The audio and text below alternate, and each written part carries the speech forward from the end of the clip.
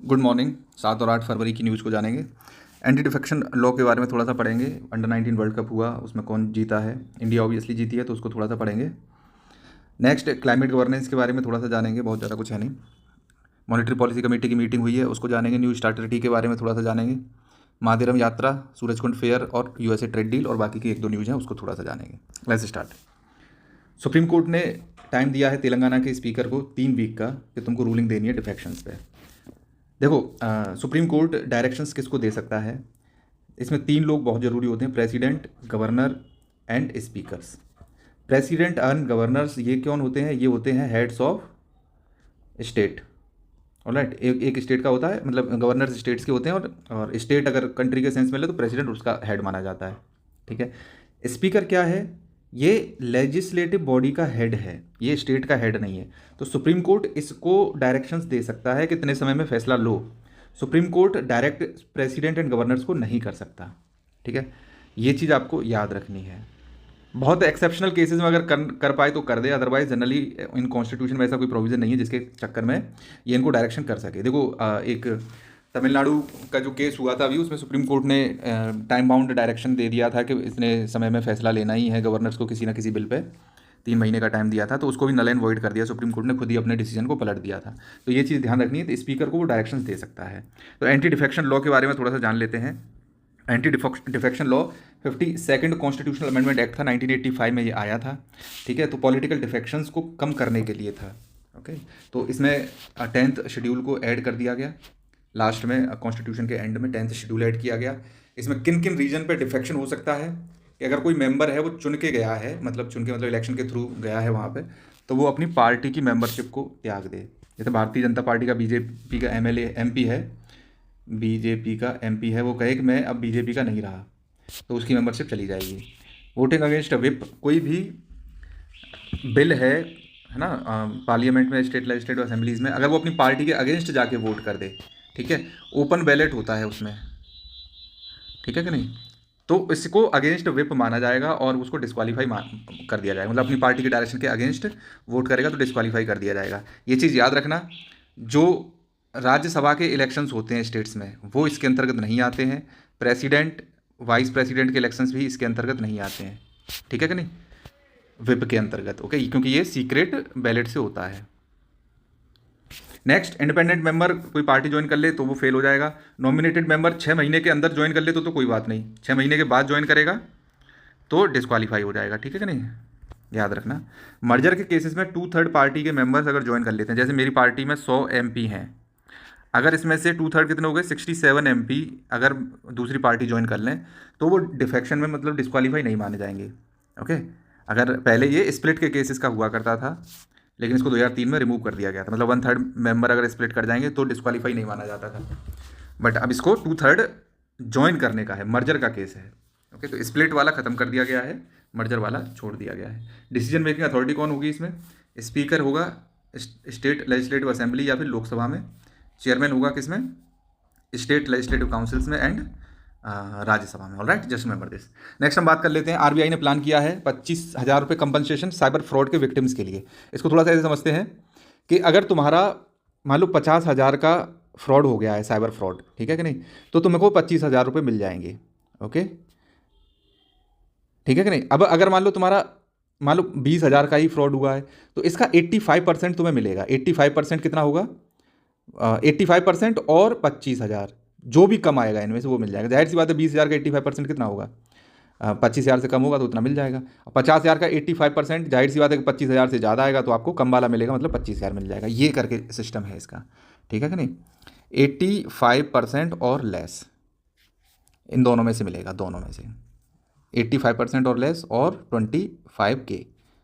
ठीक है कि नहीं, मतलब टोटल फ्रॉड का 85% हो या फिर 25K हो, इन दोनों में से जो भी कम होगा वो वाला मिल जाएगा तुमको। ठीक है कि नहीं, तो ऐसी कोई स्कीम आने वाली है, अभी आएगी तो उसको देखेंगे, है ना, प्रपोज्ड है अभी ये। नेक्स्ट बात कर लेते हैं, फ्यूचर इज़ परफेक्ट। अंडर 19 में इंडिया जीत गई वर्ल्ड कप, इंडिया विनर है, इंग्लैंड को हरा दिया बहुत बुरी तरह से।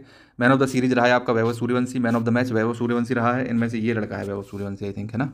और होस्ट कंट्री कौन थी? 2 कंट्रियों ने होस्ट किया था इसको, जिम्बाब्वे एंड नामीबिया को, और इंडिया ने ये अपना 6वां टाइटल जीता है, 6वीं बार। ओके, नेक्स्ट बात कर लेते हैं, इंडिया का जो रेयर अर्थ मिनरल का पुश है वो थोड़ा सा अच्छा हो जाएगा। जर्मनी का चांसलर आया था ना, देखो हमने अभी क्या किया है, 4 रेयर अर्थ मिनरल कॉरिडोर्स बनाने की बात की है 4 स्टेट्स में, जिसमें आपका उड़ीसा है, आंध्र प्रदेश है, तमिलनाडु है और आई थिंक केरला है, ठीक है कि नहीं।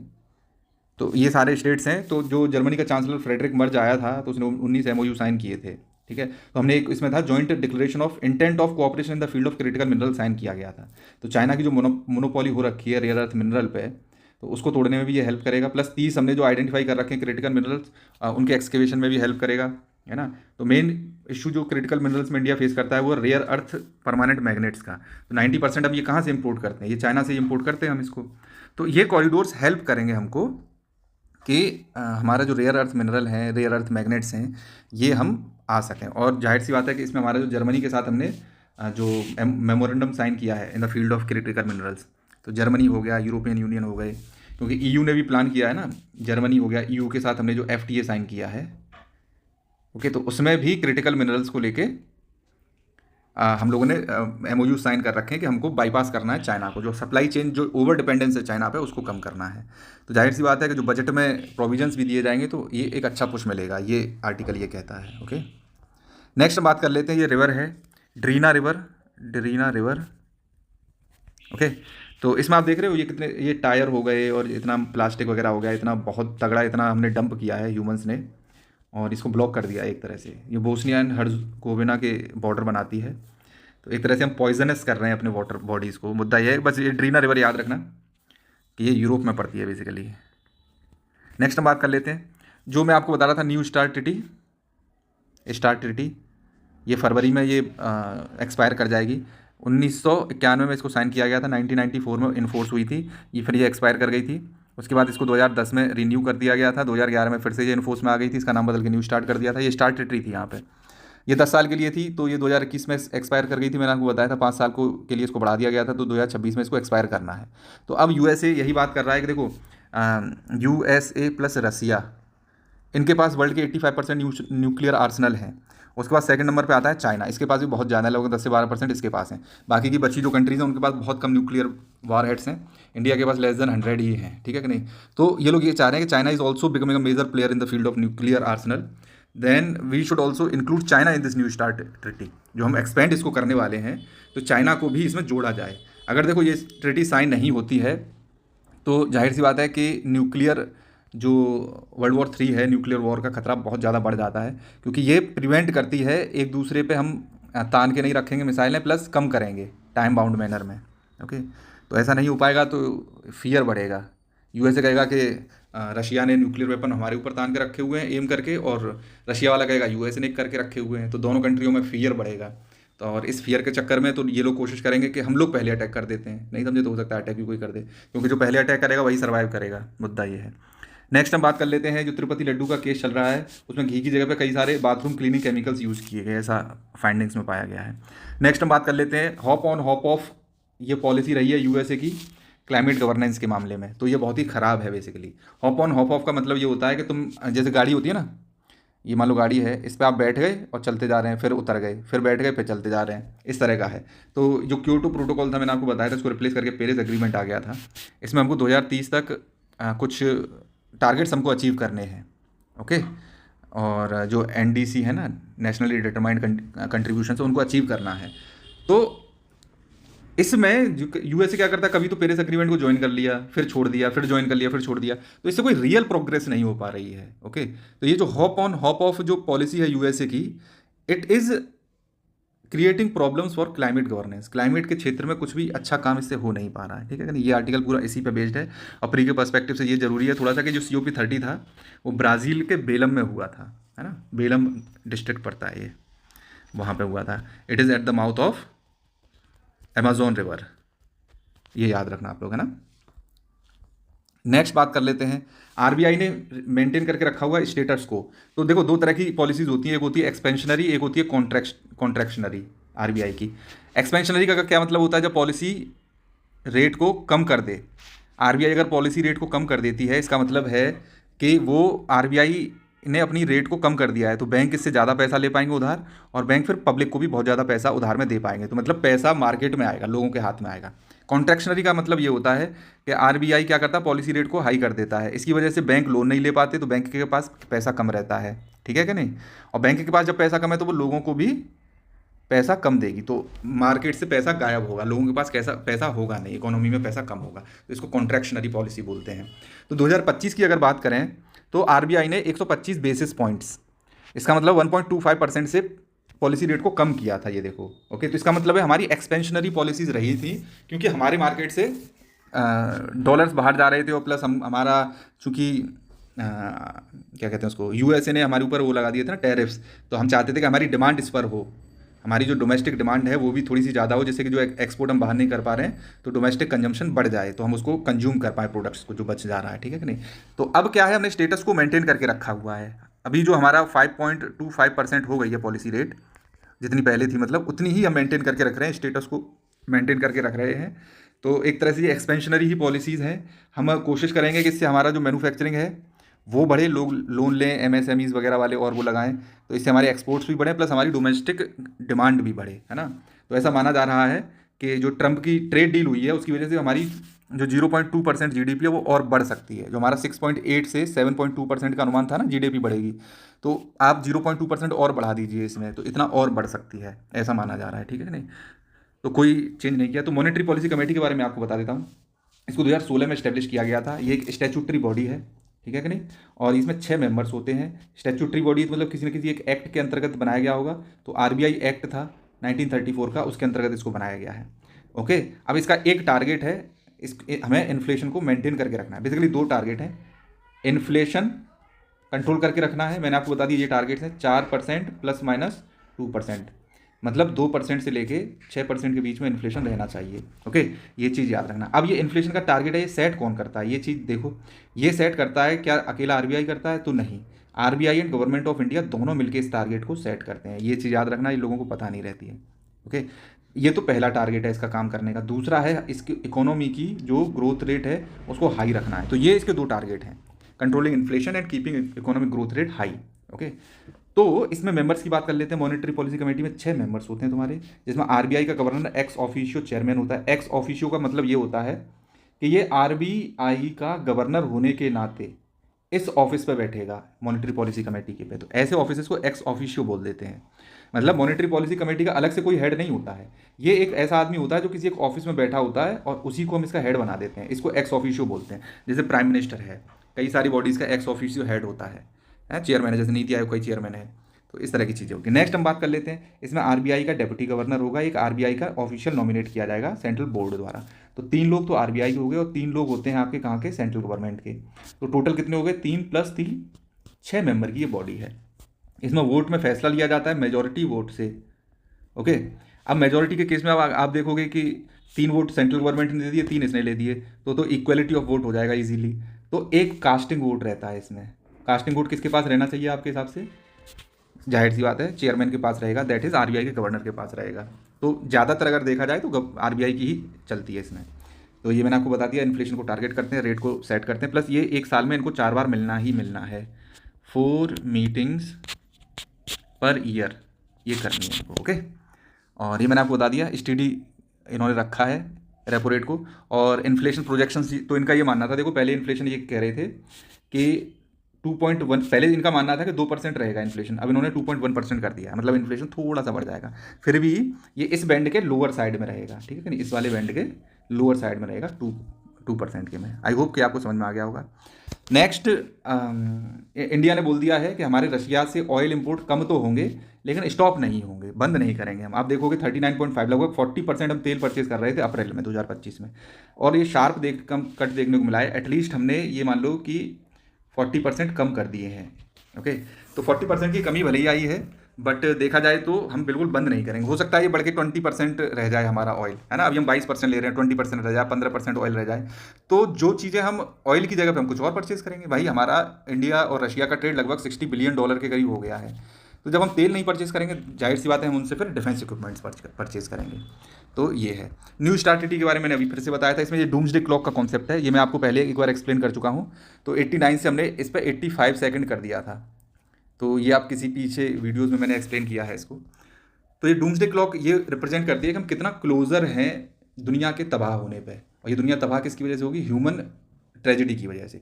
तो ये जो प्रोजेक्ट मैनहट्टन था यूएसए का, जिसमें हमने इन लोगों ने बेसिकली न्यूक बनाया था, न्यूक्लियर बॉम्ब, तो ये 1945 में न्यूक्लियर बॉम्ब बना दिया था इसने। इसके बाद 2 साल बाद ही इसको इस्टेब्लिश कर दिया गया था कि चूंकि अब न्यूक्लियर बॉम्ब बन गया है तो जाहिर सी बात है और कंट्रियाँ भी बनाएंगी, तो हमारा देश मतलब पूरी दुनिया तबाह हो सकती है ह्यूमन एक्शंस की वजह से। तो ये है, इसको डूम्सडे क्लॉक बोलते हैं। नेक्स्ट हम बात करते हैं जिन जिन लोगों को स्पैम कॉल आते हैं, तो इस क्यूआर कोड को स्कैन कर लेना आप।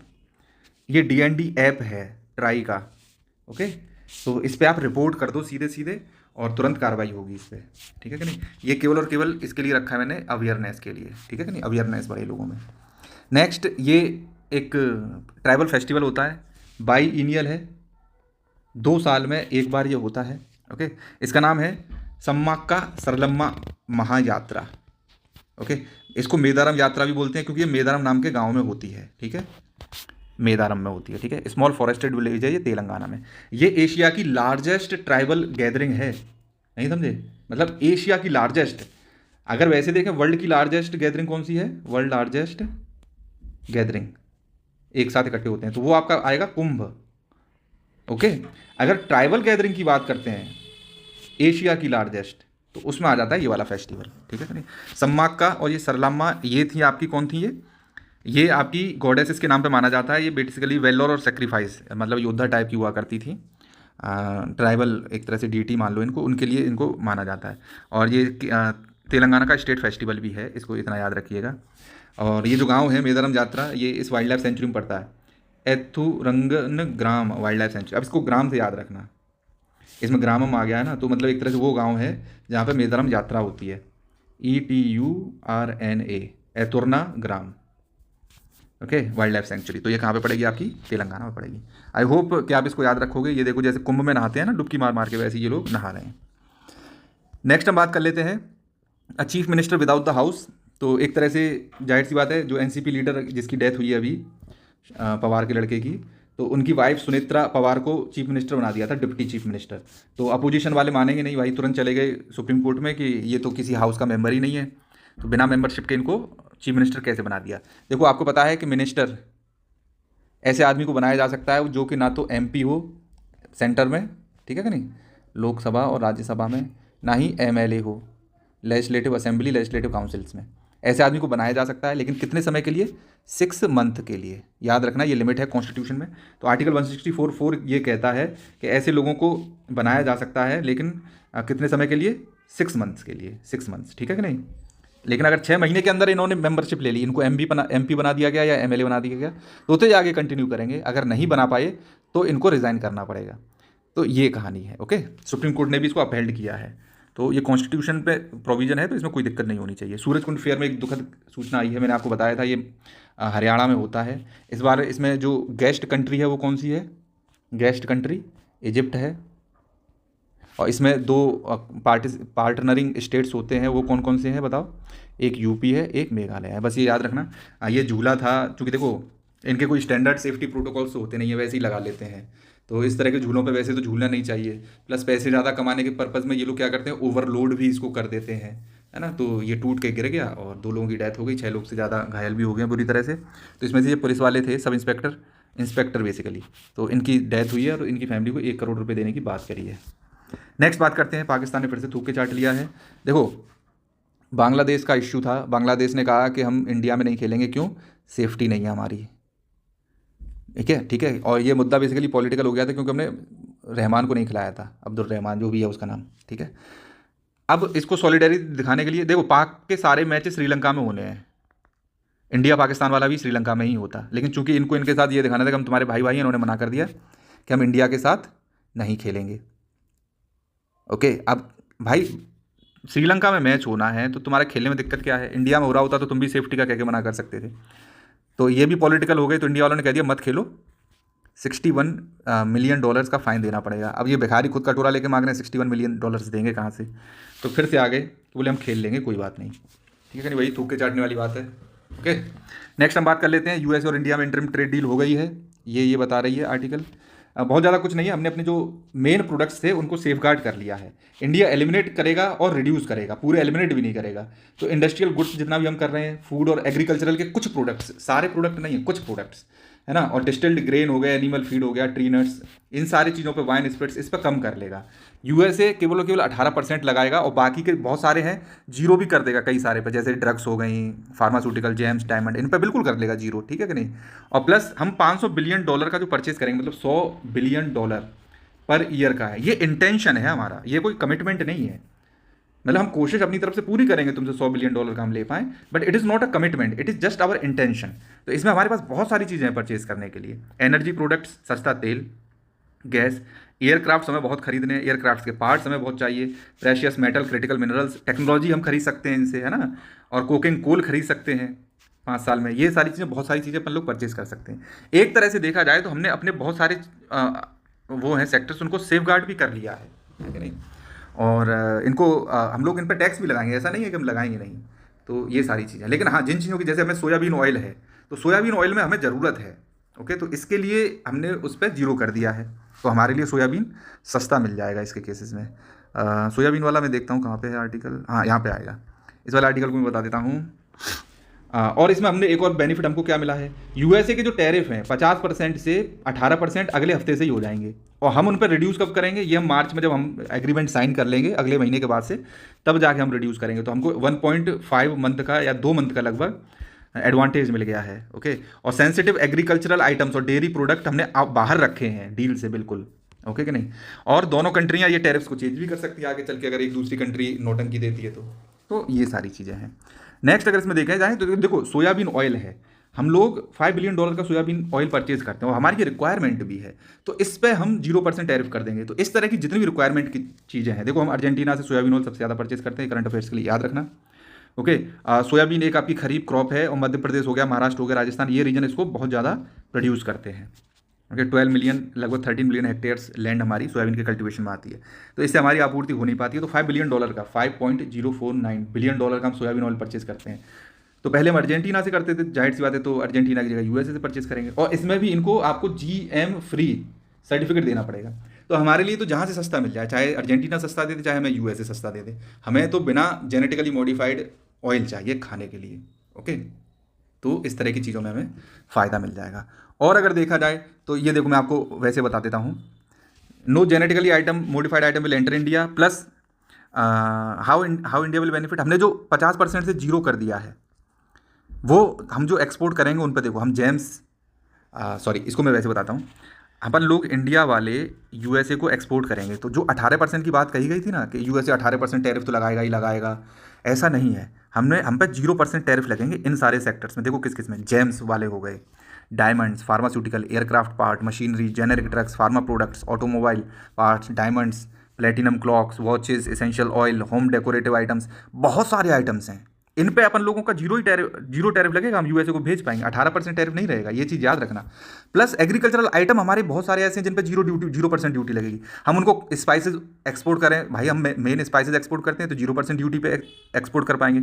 चाय, कॉफ़ी, कोपरा, कोकोनट ऑयल, वेजिटेबल ऑयल, अर्का नट, ब्राज़ील नट, कैश्यू नट्स, कई सारे, बनाना, एवोकाडो, कीवी, मैंगो, मशरूम, मतलब बहुत सारे आइटम ऐसे हैं। लगभग हमारा पूरा का पूरा एग्रीकल्चरल एंड फार्मास्यूटिकल प्रोडक्ट्स हैं, वो पूरा हम एक्सपोर्ट कर पाएंगे 0% ड्यूटी पे। ये 18% ड्यूटी तो कुछ सेलेक्टेड आइटम्स पे है, जैसे पेट्रोलियम प्रोडक्ट्स हो गए या इस तरह के प्रोडक्ट्स हो गए, उन पे ये लगेगा, ठीक है कि नहीं। और प्लस हमने अब जो इंडिया में आने वाले प्रोडक्ट्स हैं यूएसए से, उनमें जिनकी हमें सबसे ज़्यादा ज़रूरत है इमीडिएट बेसिस पे, उन पर हमने जीरो किया है, सब पे हमने भी जीरो नहीं किया है, नहीं समझे। तो it is a win win situation, देखा जाए तो इंडिया को ज़्यादा इससे बेनिफिट होगा, ठीक है कि नहीं। तो ये सारी चीज़ें हैं। और ये चिदम्बरम साहब हैं, इन्होंने तो बोला ही है कि रशिया के, मतलब हम लोग अगर रशिया से परचेज़ करेंगे तो 25% पेनल्टी लगा देंगे दोबारा से। तो ये सब बातें हैं, जब लगाएंगे तब का तब देखा जाएगा, लेकिन अभी तक तो एलिमिनेट हो गया है, तो इस तरह के क्रिटिसिज्म को हमें अभी नहीं देखना है।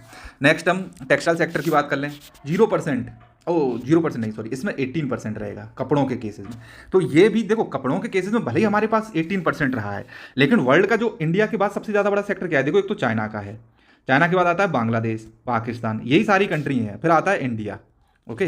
तो इनमें सबसे कम इंडिया पे ही लगा है। अगर आप देखोगे तो चाइना पर 30% टैरिफ लगे हुए हैं टेक्सटाइल पे, ओके। अगर हमको कपड़ों का मार्केट देखना है तो इसमें हमको रिलेटिव टर्म्स में देखना पड़ेगा। इसमें हम ये नहीं देखेंगे कि अरे इंडिया पे 18% टैरिफ लगे हुए हैं तो हम तो घाटे में रह गए, तो घाटे में नहीं हम माने जाएंगे। टेक्सटाइल टेक्सटाइल के क्षेत्र में यूएसए ने पूरी दुनिया पे कितने वो लगाए हुए हैं टैरिफ्स, उसके कॉन्टेक्स्ट में इंडिया को देखना पड़ेगा।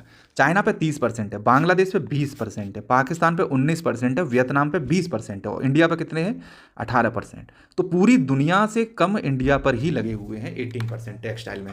तो जाहिर सी बात है एडवांटेज किसको मिलेगा? इंडिया को एडवांटेज मिलेगा इससे। ओके, तो जो 118 बिलियन डॉलर का जो यूएस इम्पोर्ट करता है टेक्सटाइल में, तो जाहिर सी बात है कि इंडिया को इसमें प्रेफरेंस देखने को मिलेगी। आप समझ पा रहे हैं ना मैं क्या कह रहा हूँ? तो जब टेक्सटाइल मार्केट की बात आएगी तो अपन लोग इसमें कॉन्टेक्स्ट में बात करेंगे। Okay, next James and jewellery मैंने आपको बता दिया, हम लोग जीरो में एक्सपोर्ट करेंगे।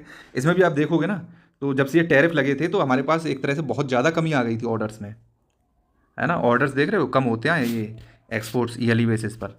तो जब से ट्रम्प आया तब से, तो अब ये ड्यूटी जैसी अबॉलिश होगी तो हमारे ये मतलब ग्रो करेंगे अच्छे से। तो जेम्स एंड ज्वेलरी जो मार्केट है ना, जो अनकट डायमंड्स हैं, जो पॉलिश करता है, इंडिया वर्ल्ड में सबसे ज़्यादा पॉलिश करता है, तो हमको बहुत ज़्यादा इससे बेनिफिट मिलने वाला है। Thank you.